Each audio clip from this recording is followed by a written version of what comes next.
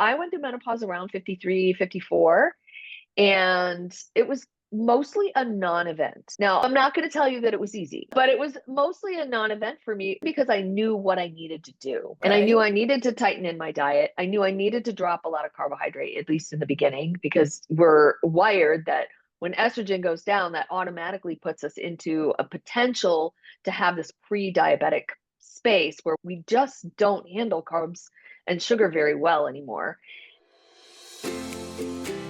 Welcome to the Inspired Living with Autoimmunity podcast, the podcast for high achievers who want to stay sharp, focused, and full of energy despite their diagnosis. With your host, National Board Certified Functional Medicine Health Coach, Julie Michelson, where Julie helps you take your power back from autoimmunity. And now here's your host, Julie Michelson.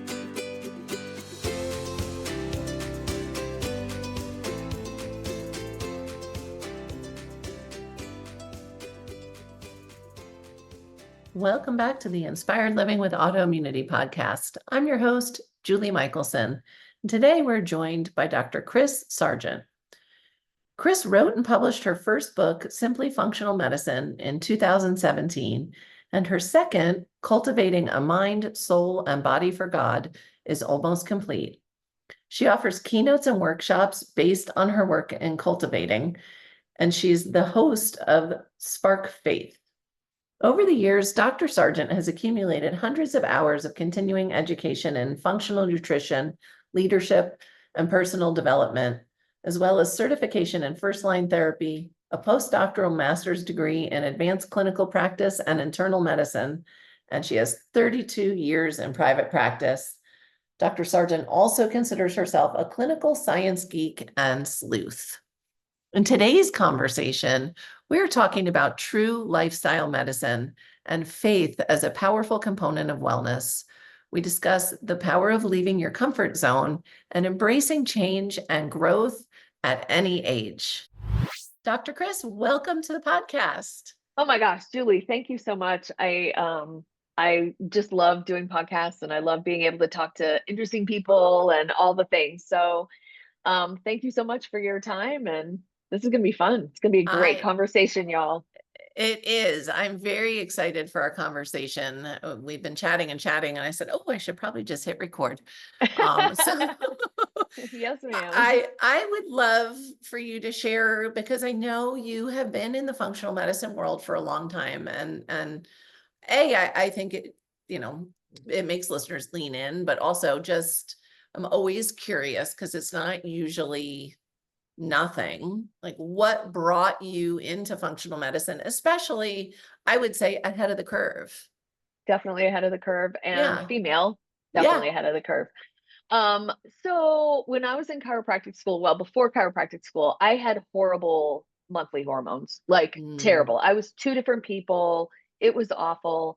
And probably ruined a bunch of really good relationships in my 20s, right? Mood swings and all the things. Well, instead of having drug reps come in to chiropractic school, we had vitamin reps. And one day, this guy got up and presented all this material and all this really cool stuff that had to do with nutrition. And I'm like, oh, I want that. I want that. I want to learn more. And I went up to him afterwards and I said, look, I want to do what you're talking about. I want to be able to talk to people and integrate nutrition with lifestyle. And I said, can I be a client? And he said, no, I'm a vitamin rep. I'm not a practitioner. And I said, I know you're not. Would you help me anyway? And I begged and I begged, and he finally said yes. And that led me down the beginning road of understanding that cleaning up my gut. I'd always eaten well because I'd always had a weight issue. So I'd always been pretty good, I thought. But we took out a bunch of stuff that you think is healthy, right? Or better for you. And within about 3 months, I was a different person. Oh, wow. And my cycles were completely different. And this was still in your 20s. They became a non-event mid-20s. Wow. Yeah, it was 1990. So wow. Yeah, I and I was like, okay, as soon as I graduate, I am going to do chiropractic care and I'm going to do functional medicine together, because it just made sense to me that if the body's healthy, then it's going to hold the adjustments better. Your nervous system is Yes. going to fire better. Your immune system's going to take it all in better. Like all of it's going to work better together. And that's how I started my practice. But it really was like female hormones, and being a female, of course, I attracted females into the practice Yes. primarily.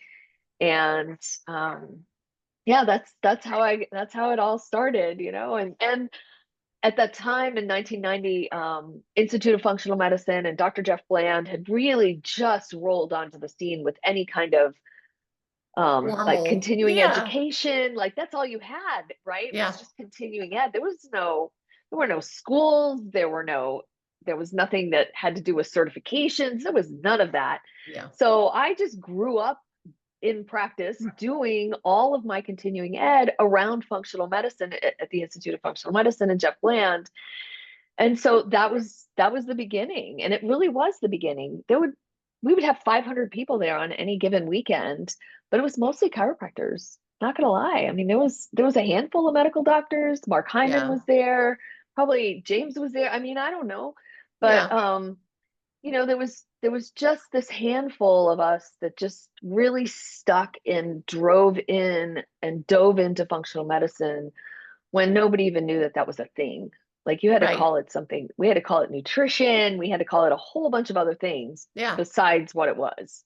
Yeah. Well, I love Yeah. that. And it makes so much sense. I know really understanding, supporting and treating hormones is what led James down that path years ago, from his family medicine practice. And I think like there is no other way. Like once you realize hormones are key and the body is this integrated system, you can't separate it all into different compartments. You can't. You have to, I don't care what you call it, but you have to find a different approach, which tends to fall under the umbrella now of functional medicine or integrative or what, Again, and multiple different names. You can call it yeah, whatever you want, but at the end of the day, it is lifestyle medicine. yes, It is your amen. whole lifestyle. It's not even just eating right. Like that's, Right. in my world anyway, that's about 80% of it. Because that's going to turn on inflammation, turn off inflammation. And then you have the ancillary things that we all know are important, like drinking your water, like getting to the gym or walking or some kind of body movement, getting your sleep. Your body has to heal. And the only time it does that is when you go to sleep. I was going to say, even the perfect individualized diet and execution is only going to get you so far Right. if you're not managing your stress and you're not doing all the other things. So I love that you Right. hit on that. It really is truly lifestyle. And it's also not, that it is lifelong. I mean, we're always up leveling and Oh, shifting. yes. And what I'm doing Absolutely. today to feel really well is not what I was doing 6 years ago to feel really well. It's different. It's different and it does Yeah. shift. And I think women more than men, but I think what you said about diet being such an important part, but it's not all of it. And that's a lot of Yeah. times when clients come in, they're like, well, I'm doing this and I'm doing this and I'm doing all these dietary things, but I still don't feel good. I'm like, okay, but have you had any labs? And they're like, well, my doctor just ran everything and everything was normal. And Yeah. I'm like, CBC. I've never seen a normal. So, Right. And but our normal, look normal, at our society. Like do who you wants really to be want normal? normal? Uh-uh. Normal is 70% of Americans are overweight and obese. Do you want to be normal? No. I hate to say Get it me like that. out And of I'm that not bell judging. curve. No, It's no. just the It's facts. yeah. This is just the Optimal. facts. We Right. should make Optimal. a new optimal medicine. Optimized Exactly. medicine, right? Optimized medicine. And Yeah. that's what functional medicine really is. It's It about is. optimizing physiology. It's about optimizing your health. It's about optimizing your outlook, your faith, your mindset. All of those things play into our neurotransmitters and our hormones all wrapped up together. Or we aren't going to be able to optimize our function in the world. For Right. And real. right. And maybe for you and I being people of faith, like we want to do what God has out there for us Right. in the best way possible. Yeah. So Well, yeah, for his glory. and I know I warned you before I hit record that I'm gonna see.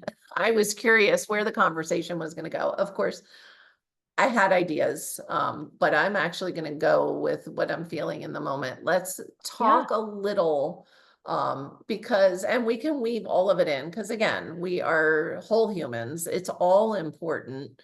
I Mhm. do think one of the many things, but one of the big things missing when you go to your PCP, or your, Primary whoever nurse you see, practitioner, if you whatever. have whoever, um, they don't ask about faith, No, right? Like they they don't. know, and it is actually important. It doesn't matter what your faith is, but That's true. let's talk about the importance. If we're talking about total wellness, share with me, because I know this is your jam. This is what you do day in and day out. And we can still touch on like weight gain and menopause, but because that affects so many of us as well. But let's talk about this faith as a component of wellness. Sure, absolutely. I think, well, I mean, the studies are out that say that people of faith have, first of all, overall, less anxiety and less depression, period. Something these days when both of It those things is. are pretty rampant. Right. And when you have faith in something bigger than you realize that you don't have to control everything. Yeah. Like you can say and believe that, okay, if since I believe this, there's a there's somebody else out there controlling what I need to do and what I need to learn. And I can choose to humbly accept the things that come into my life, whether it's suffering, right? Like Right. you've had autoimmune, whether it's suffering or something happy, either way, you can have gratitude for that. And Mhm. when we bring gratitude into the picture, now we have calmer everything. So it does, you talk about menopause, you can have calmer hormones, you can have calmer adrenals, you can have calmer neurotransmitters because of having faith. And faith tends to bring a community together. You're Yes. Jewish, you have a synagogue or temple, you go to temple, you have people. You have your people, right? I have my Christian friends that I love hanging out with because we Yeah. all embrace a similar value system. And Yes. that's another part that when you are hanging out with people who have a similar value system, it makes you stronger. You become the five people that Yes. you hang out with, right? Right. And so if you're hanging out with people that think the same way and that want you to be better, guess what? You're going to Right. be a better version of the human that you were put on the planet to be. So I love that.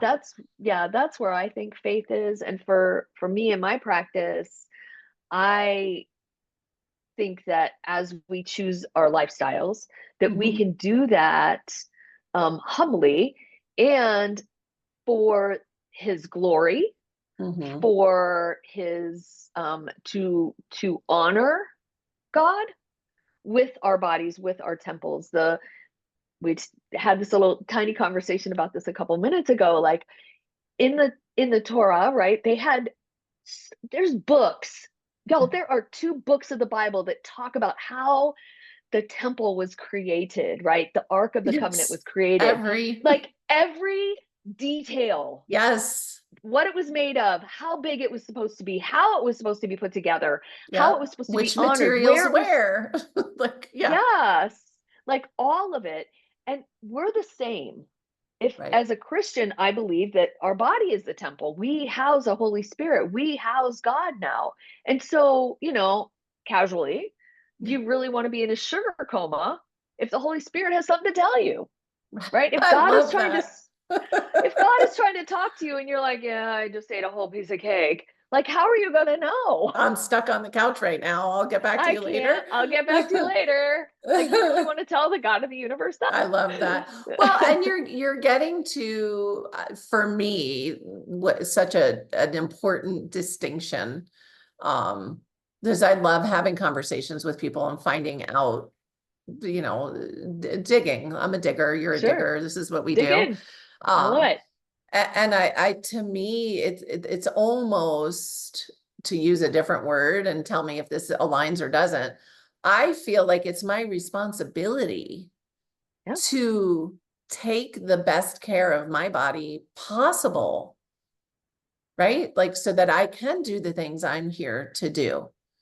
Absolutely. And so, because sometimes at the end of the spectrum, which to me is like, that becomes an excuse, is like, well, whatever's going to be is going to be anyway. God's in charge. So I don't have to try. You know what I mean? Like there is, that is not how I take anything I read, or any people of like, the center of a faith is not like, oh, just sit around because, you don't have an impact. Like we still always have a choice. We do have a choice.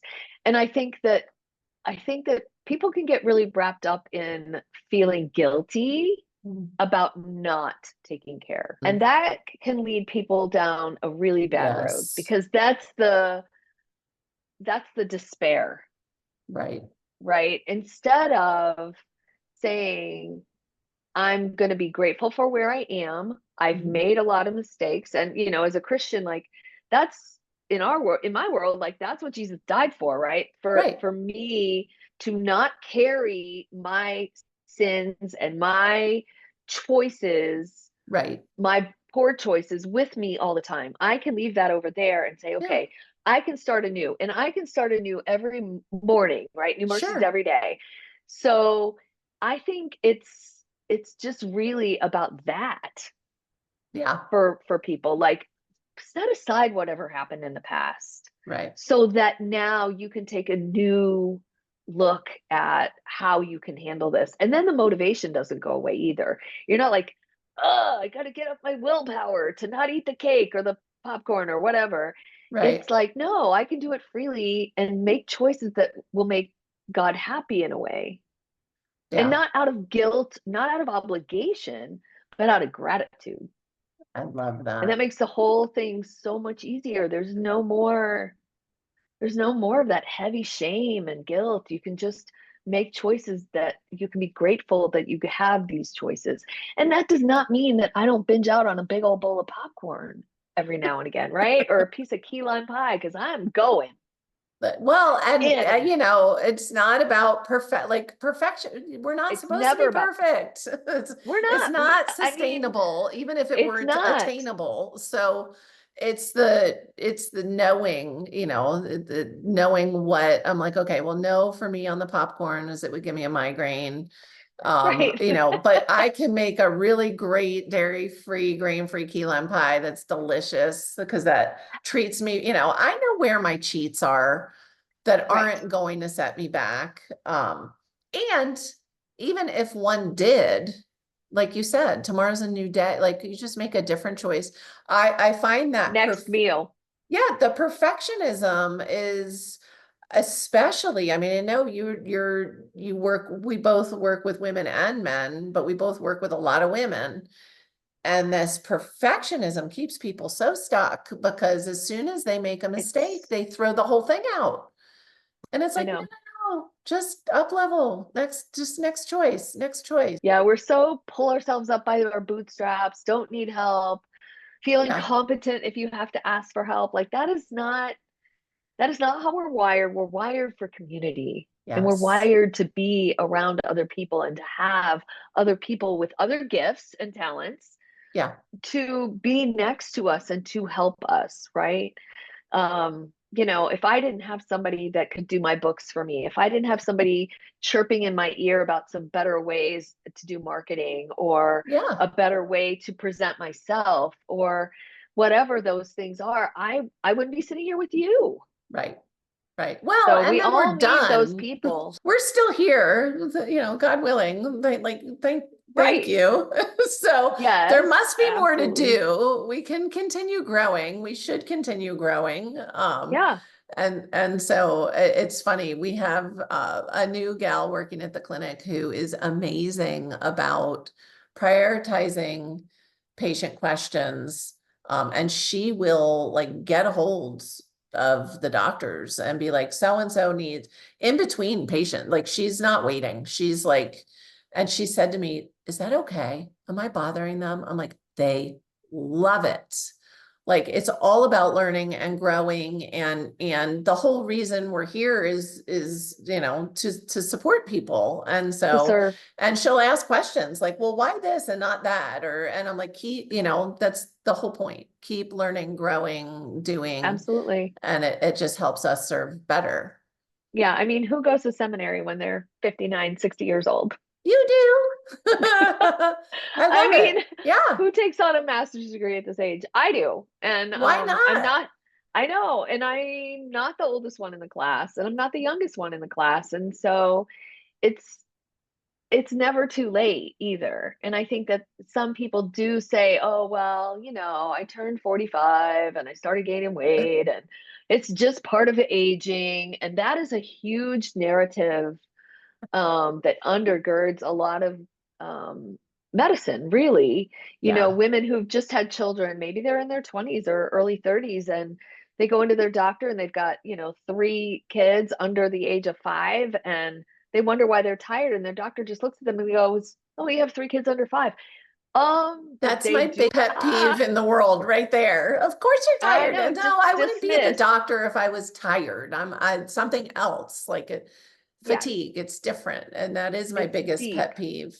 Yeah. And Yeah, I put together pregnancy recovery, a love it. pregnancy recovery plan, because most of these women are just, frankly, they're iron deficient, right? Yeah. And they're B complex deficient because their adrenals have had to take over for so long. Well, and yeah, And they've had lots of blood loss and just all the and things. And progesterone tanks yes, postpartum. exactly, Like, exactly. yeah. And their whole body is like, oh, we just had a baby. And you think back though, like biblical times, what do? They didn't do anything. No, they were They with other allowed, women being that's taken right, care of and nurtured, and exactly. and we don't do that anymore. It's like, have a baby, get back to work. Like what is happening? I know, it's crazy. Even Yeah, 100 years ago, women would go to bed when they had their period. right. No, Yeah, now we take the pill nonstop so that if I have to run in the Olympics, I'm not on my period that week. right. No, it is. So back to the body as a temple, like something got messed up. We're derailed here. And I do think, and men also, there's, all of the things also are affecting men at this point. Well, yes. I just did an interview. We're talking about, it's this, their hormones are affected by our So lifestyle, our planet, all the things. I mean, Yep.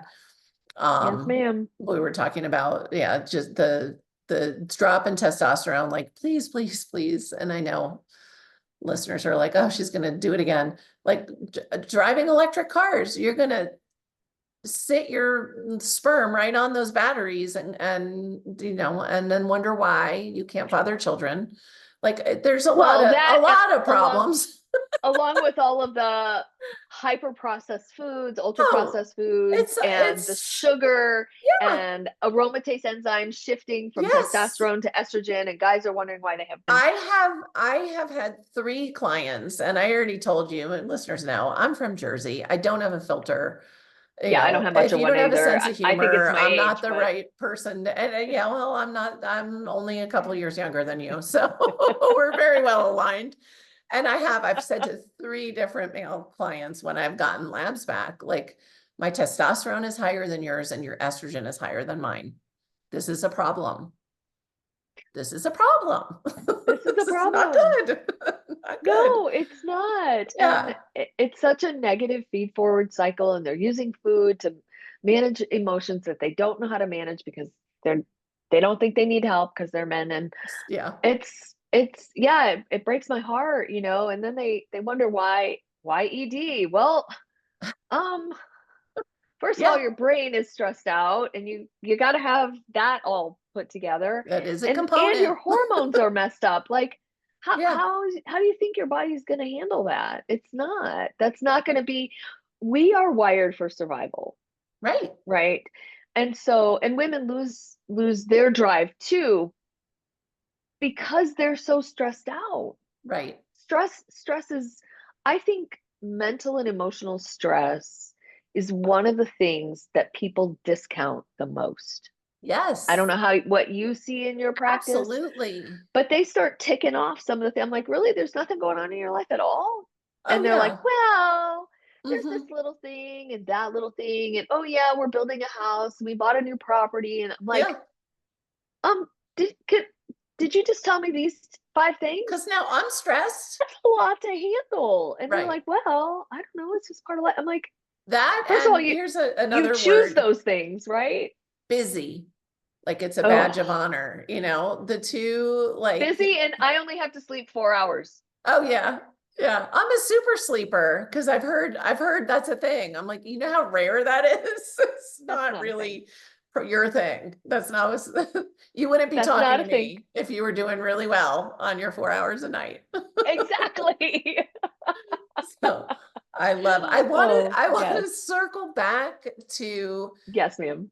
this idea. You're back in school, right? Mhm. I'm guessing since you just shared your age with us that you're also postmenopausal.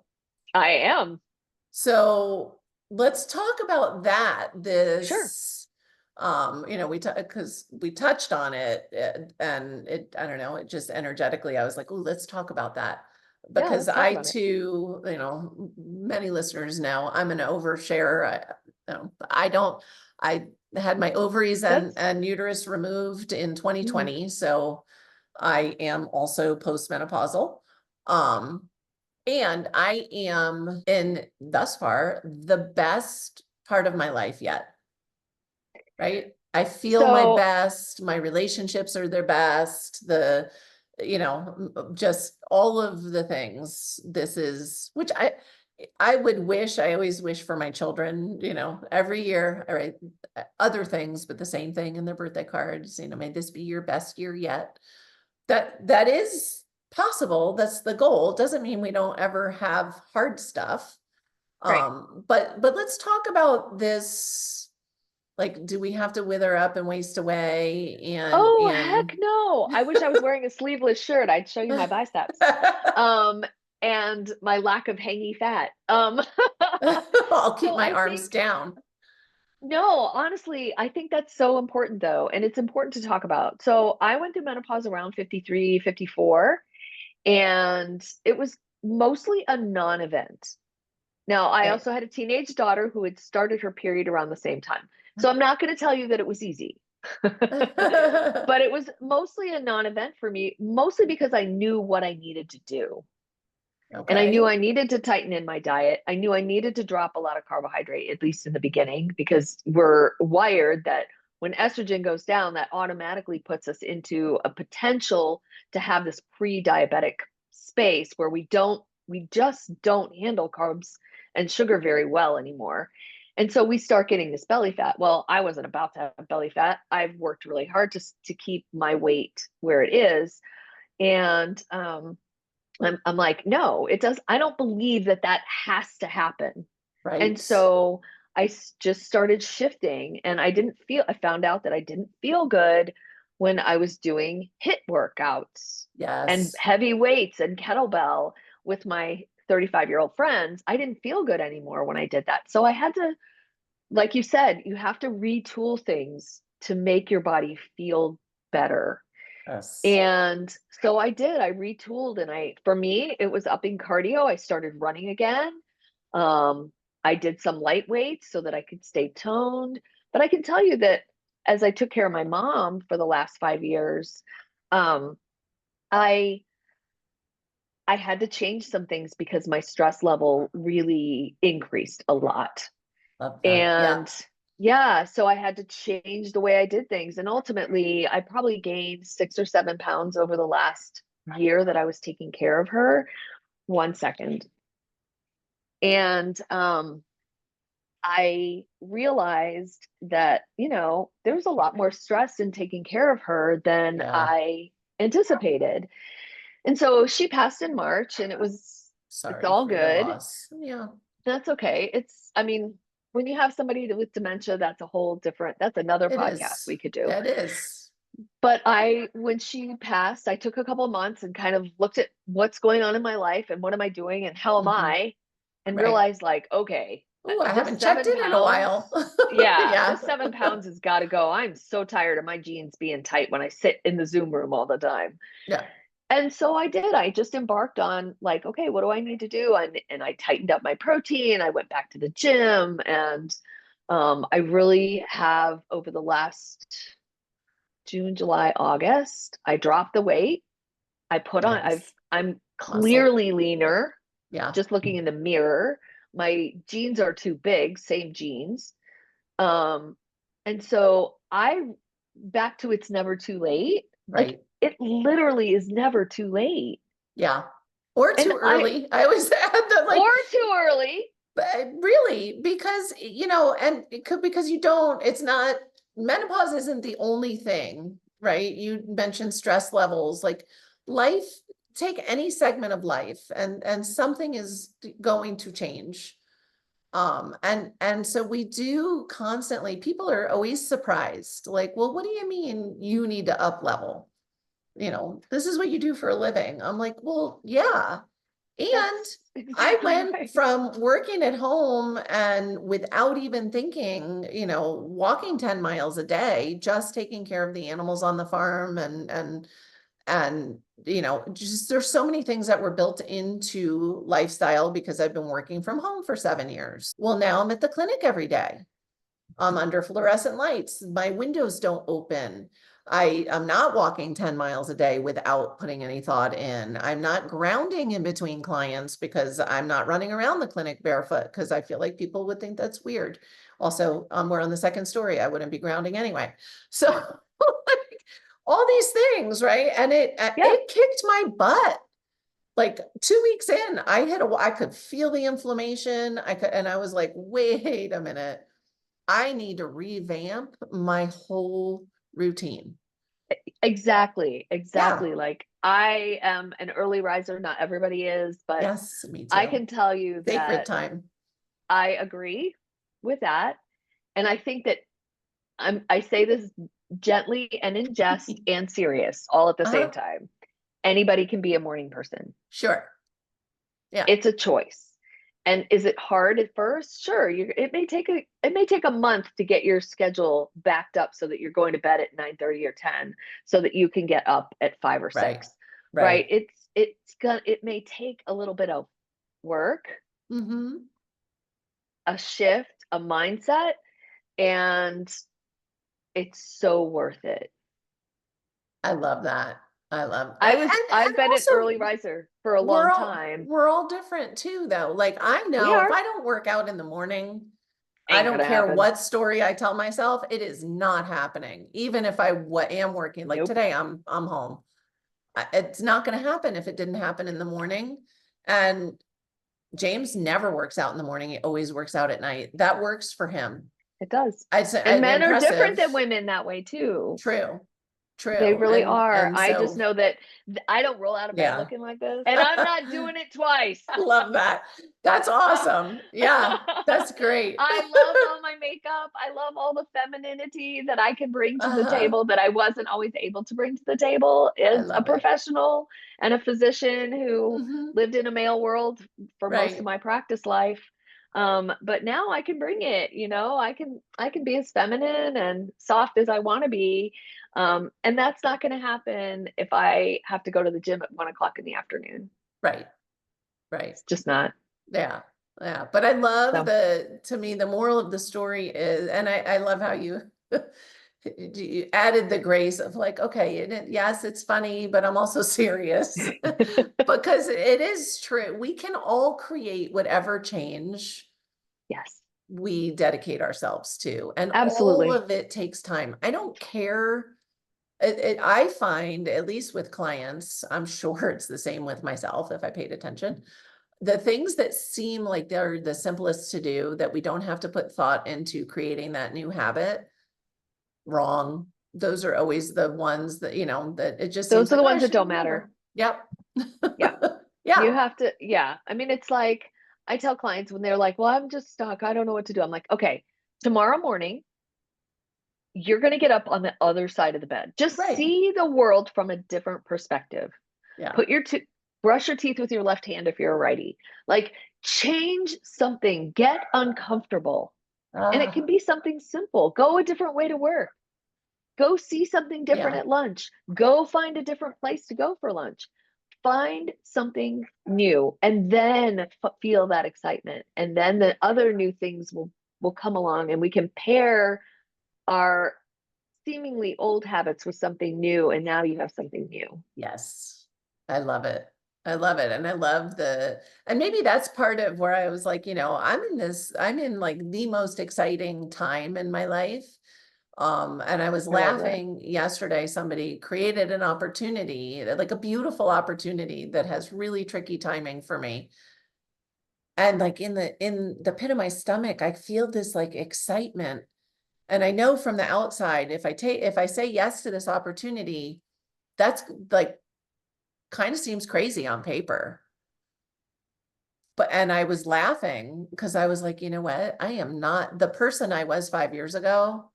Would have just immediately said, no, not possible, doesn't make sense. And now, over time, from stepping out of the comfort zone, stepping out of the comfort zone, stepping out of the comfort zone, Right. I now live out of the comfort zone. Yes, I do. I don't live in the comfort zone. And as somebody who historically had a lot of anxiety and I don't have any of that either. So, okay, I want to just tell your listeners right now, y'all, are you hearing? This is gold. Y'all, it takes staying uncomfortable to really shift your life. That means you might be a little hungry between lunch and dinner.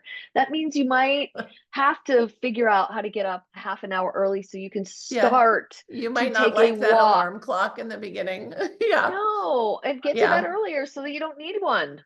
Right. Right. So, right? But allow yourself to wake up without one. Out of the discomfort comes change. We cannot. It's the only way. Create change. We do not create change in comfort.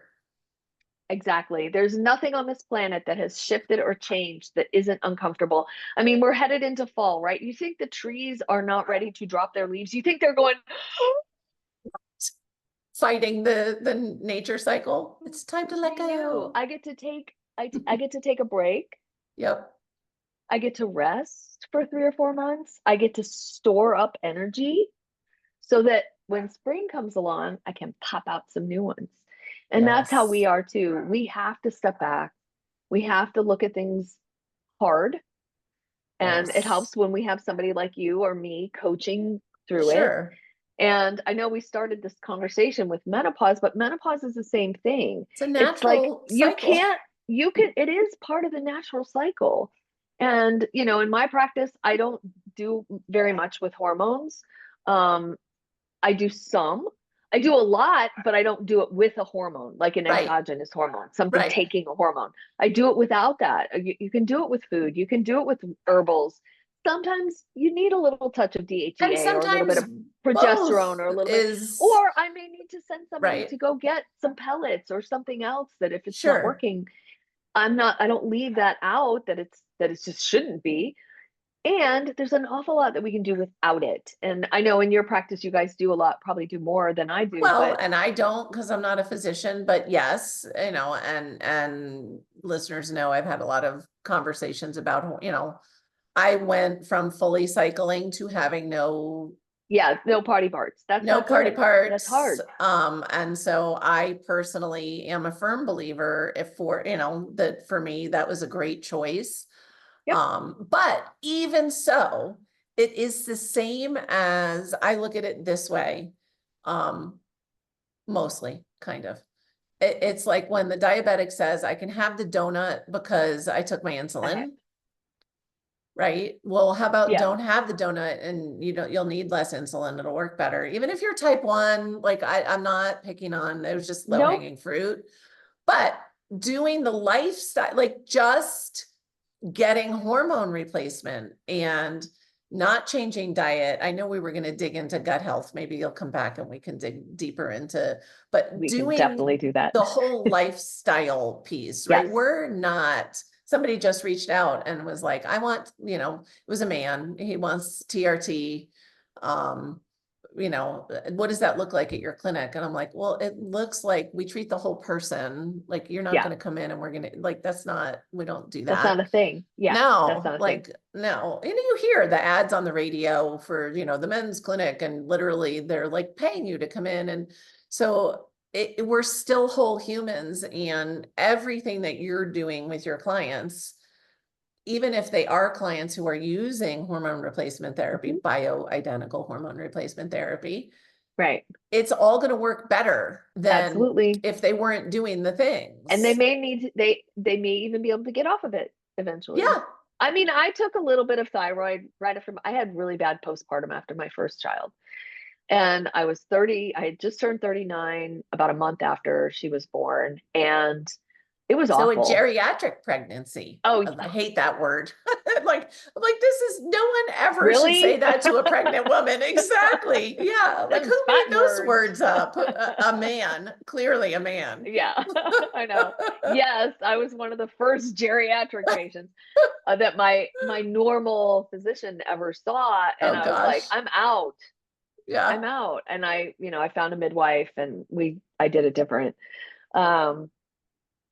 But, all of that to just say that, yes, we are all different. And yes, every woman needs a little bit different plan as they head into and head through menopause. And it still needs to be holistically planned. Right. Just taking hormone replacement can actually increase inflammation for some women. And I've seen it happen. Their face blows up and they start gaining weight. And I'm like, yeah, but what else are you doing? And they're like, well, nothing. Drinking every week, and every night I have a drink, alcohol, that's another podcast too. They're eating the same way. I'm like, well, you've just increased your inflammation. You haven't fixed anything. Right. So yes, it does. You still have to go back to the basics for the foundation. We're trying to get away from the Band-Aid, right? Like the Band-Aid is just a Band-Aid. And if you're not changing other things and addressing all of the other underlying stuff, right, then hormone replacement therapy becomes a Band-Aid too. Like that, it's not, there is no doctor fix it. Like we have to kind of look inward. And to kind of go full circle, there's another piece where faith, whatever your faith is so important for health, because we do need to get quiet, and all of the other things that you mentioned, the community, be still, be in connection. Yes. Be in community. Yes. These are important things. I love, we're in different states and we get to meet over Zoom, and technology has a way of bringing people together. It has. As long as we remember actually to get out and like touch real people and hug have contact. So important, especially you and I, right? I work 100% virtually. So, and I have clients everywhere. Yeah. And I know that a couple nights a week, I do volunteer at church one night a week, and I have a group of people that I hang out with on the weekends, so that I have actual human touch regularly, right? Yeah. My daughter lives with me, but she's 21, consensual. So that's a hit or miss. I was like, yes, I'm telling people, go run around and touch people.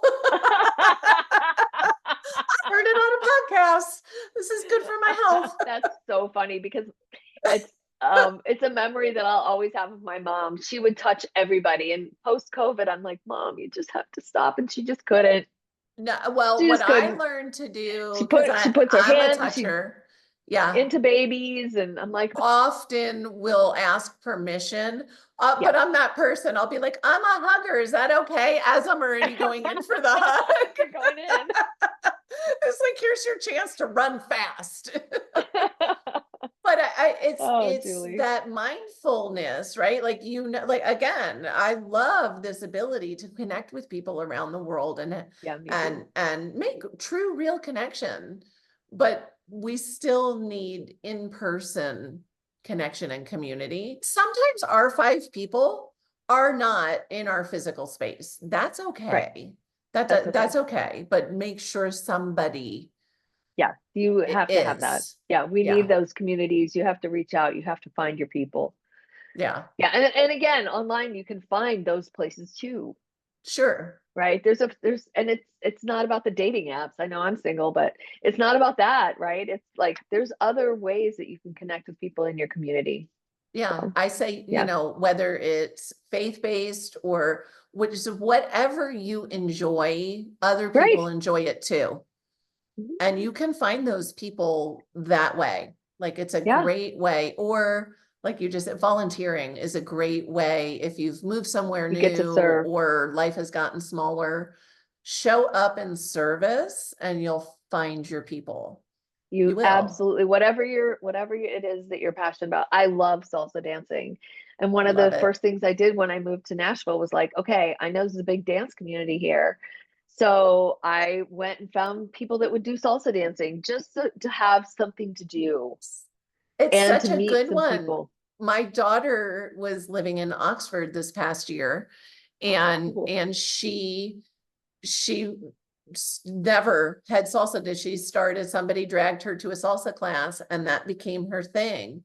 And Yeah. that was what I said to her. I said, anywhere you live in the world, you now can find community through salsa Yep. dancing, and it's not her like end all be all, No, but it's not still her a biggest point of passion, connection. but it's a great, and it's fun. Mhm. Like you don't go salsa dancing and sit and sulk. Like No, you have to be, I mean, 5 minutes of the music and you're happy. Yeah, It's the happy exactly. dance, it's the Yeah. 3 to 5 minute happy dance. You're not feeling it today. I tell people, like, grab your phone, find your favorite song, and go. If you have Yes. to, go to the bathroom in your office and Yep. just dance in a stall if you have to, right? Yep. Like, I wrote an whatever you article need to about do to that, dancing pick it up your, out. Yeah. yeah, dance it out. Yes. Yes, girl. Yes. Yeah. If you're like me, you don't have to do it in front of people. My daughter made us a playlist. It's called Dancing in the Kitchen, because apparently I dance in the kitchen a lot. I Oh, I didn't love even that. notice until I was like, why'd you call it that? She's like, you guys are always dancing while you're cooking, and always, because there was a music on in the Aw, background. but So that's what makes you happy, right? Yeah. I yes. used to Yeah. embarrass my kids in Home Depot when I'm like, oh, that's a good tune. Oh, I think it's our job as parents. Agreed. I used to say, as a kid, I was like, Dad, like your mom with the touching people. My dad would make conversation with and jokes, with anybody checking us out, any with strangers, just and now I'm like, oh, that was such a beautiful gift. I had no idea. As a kid, I was horrified. Like, I know. Dad, why are My you mom doing was the that? same way. I know. Taught So, it, never knew a stranger. such amazing, so many nuggets. I'm gonna listen to this one again. And I Thank definitely you. want Me to too.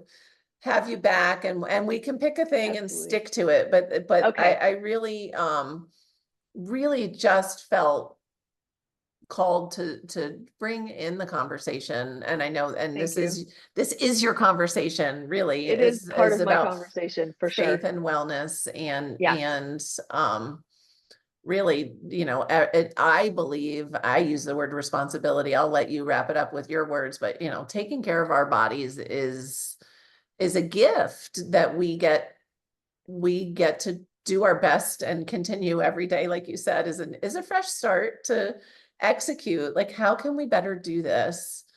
Because it makes us better people. Yeah. I know For on the the people inside, that you serve. yeah.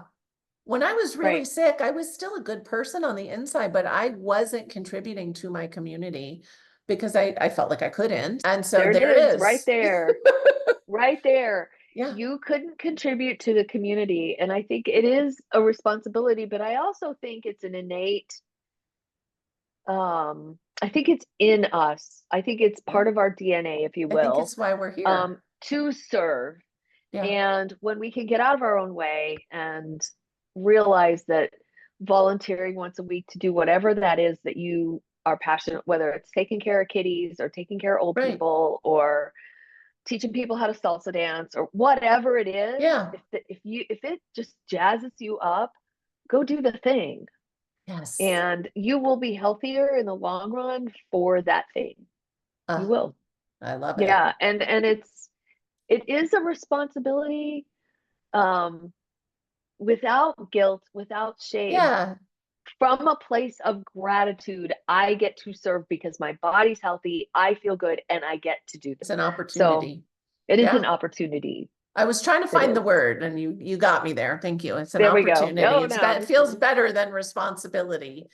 But it is, you know, it really, really is. And always, it is true when you get it back in, you know, tenfold when you show up in service. So, well, you already did, but I'm going to ask you anyway and give you one more opportunity. Sure. We always wrap with, what is Dr. Kris's one step that listeners can take today to start to improve their health? Well, okay, I'll go right down to the basics, right? I said it earlier, right? Your food is your biggest impact on your body. And so when you feed it well, then you will be more well. And so what does that look like? Does it have to be crazy? Do you have to do what Julie and I do? No, but let's just find, how about protein 3 or 4 times a day? How about fresh fruits and vegetables all day? How about just that? Yes. Stop Real eating food stuff out of boxes. Yeah. Stop eating stuff that has 4,000 ingredients. Start drinking water with a little bit of sea salt in it so you can actually hydrate your cells. Support those adrenals. Yes. Support your adrenals. Exactly. And, you know, that's going to get you out of your slump, right? Yes. That's going to get you out of the hole. And then, you know, contact Julie, contact me. We do labs so that you can know what you need to take in terms of vitamins. Most of my clients, probably yours too, have an entire cabinet that we call the supplement graveyard, right? That they've tried and they've bought. Oh yeah, I heard this on a podcast. Subscriptions on the internet. Yep. I found it on Amazon. Yeah. Oh, goodness. Let's do targeted. Let's find out what your body needs. Find out what you need. Yeah. To take that, and use your word, level up. Yeah. Your supplementation, right? So then you have your foundation of eat and drink and move and sleep, and then your supplements on top of that will start you with a solid foundation, right? Not one built on sand, one built on the rock. And that's really gonna start you down a different path. And It doesn't have to be scary or hard. Thank you. No, or all at once, right? Like it's step by step. No, it doesn't have to be all at once. No, that's why, I mean, I do a 90-day coaching program because I know it's going to take you a month to figure out what to eat. I know that. To do that. And how to do it and how to work it in and how do I batch cook and how do I have protein all the time? How do I do that? What does that look like? And so, yeah, that's where people need to start, with somebody like you or me. Amazing. Gold. Dr. Kris, thank you so very Julie, much. Thanks for I appreciate hanging out with me extra long today and getting me ready for the weekend. Absolutely. I appreciate it. Absolutely. My pleasure. For everyone listening, remember you can get the transcripts and show notes by visiting inspiredliving.show. Hope you had a great time and enjoyed this episode as much as I did. I'll see you next week. Thank you for listening to Julie Michelson's Inspired Living with Autoimmunity. Did you enjoy this episode? Please like, share, and subscribe wherever you listen to podcasts. If you'd like to get a transcript of this and every other episode, just head on over to inspiredliving.show or click on the link in this episode's description. There, you can also find everything we discussed in this episode, including links and information about our guest. You can even send in your questions to be answered by Julie in a future episode. That's inspiredliving.show. Until next time, this is Julie Michelson's Inspired Living with Autoimmunity podcast, helping you take your power back.